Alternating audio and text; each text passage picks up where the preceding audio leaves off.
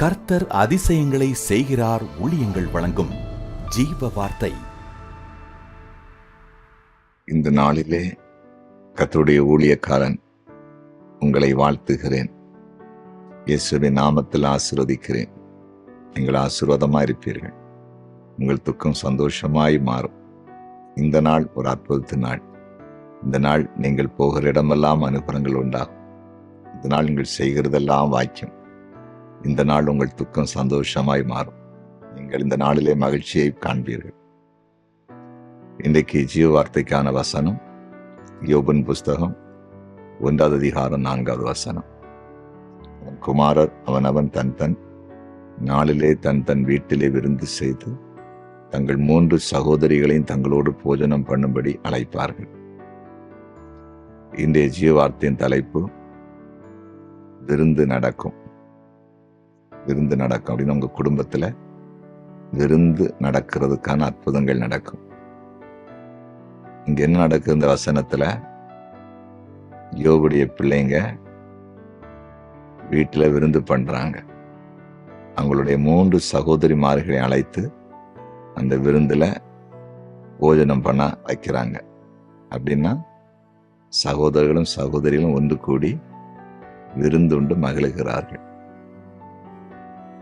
யோபுடைய குடும்பத்துல தான் விருந்து நடக்குமா? நம்ம குடும்பத்துல விருந்து நடக்காதா? கண்டிப்பா நடக்கும். நிச்சயமா நடக்கும். உங்க வாழ்க்கையில ஒண்ணுமே நடக்கலையா?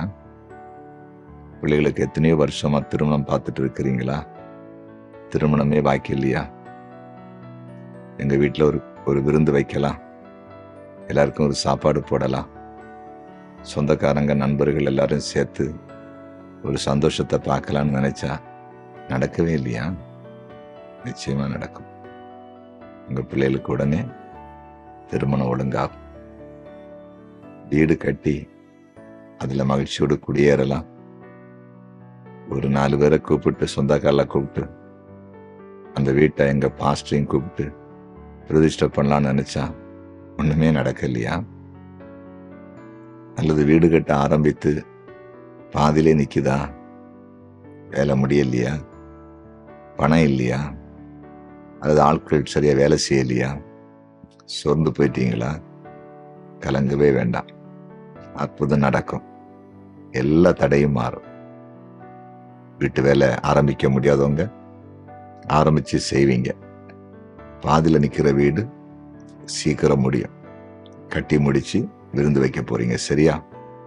உங்க குடும்பத்துல எல்லாரையும் கூப்பிட்டு விருந்து வைக்கிற அளவுக்கு இன்னும் பல அற்புதங்கள் நடக்க போகுது.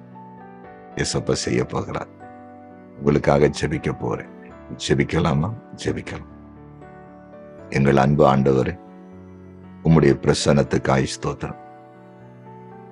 யோபுடைய பிள்ளைகள் விருந்து உண்டு மகிழ்ந்ததை போல ஏதோ இப்பொழுது ஜெபிக்கிற அனைவருடைய வாழ்க்கையிலும் அவங்க குடும்பத்துல அநேகருக்கு விருந்து கொடுக்கத்தக்கதாய் அற்புதங்கள் நடக்கட்டும். அதிசயங்கள் நடக்கட்டும். சாப கட்டுகள் உடையட்டும். பாவக்கட்டுகள் உடையட்டும். பிசாசுடைய கிரியைகள் அழியட்டும். அதிசயம் நடக்கட்டும் என்று ஜெபிக்கிறேன். இன்றைக்கு பிறந்த நாளை காண்கிற ஒவ்வொருவரையும் ஆசீர்வதித்து ஜெபிக்கிறேன். உங்க ஆசீர்வாதமாய் இருக்கட்டும். திருமண நாளை காண்கிற குடும்பங்களை ஆசீர்வதிக்கிறேன். ஆசீர்வாதமாய் இருக்கட்டும். பெரிய காரியங்களை காண செய்யும். வியாதியஸ்தர்கள் மேல் இப்பொழுது உம்முடைய வலது கரத்தை வைத்து, காயப்பட்ட தளம்புள்ள கரத்தை வைத்து இயேசப்பா தொட்டு சுகமாக்குங்க. கொடிய அத்தனை நோய்களும் விலகட்டும். கிட்னி பிரச்சனை, இருதய பிரச்சனை, கேன்சர் வியாதி, பொல்லாத இன்னும் மூல வியாதி, சோரி, சிரங்கு எல்லாம் விலகட்டும். யாராவது இப்போது ஆபத்தான நிலையில மருத்துவமனையிலையோ வீட்டில இருந்தா அவங்களை இப்போது இயேசப்பா தொட்டு சுகமாக்குங்க. மரண கண்ணிகள் விலகட்டும் என்று ஜெபிக்கிறேன். நீர் அப்படி செய்தீர். நன்றி. இயேசுவின் நாமத்தில் பிதாவே, ஆமென்.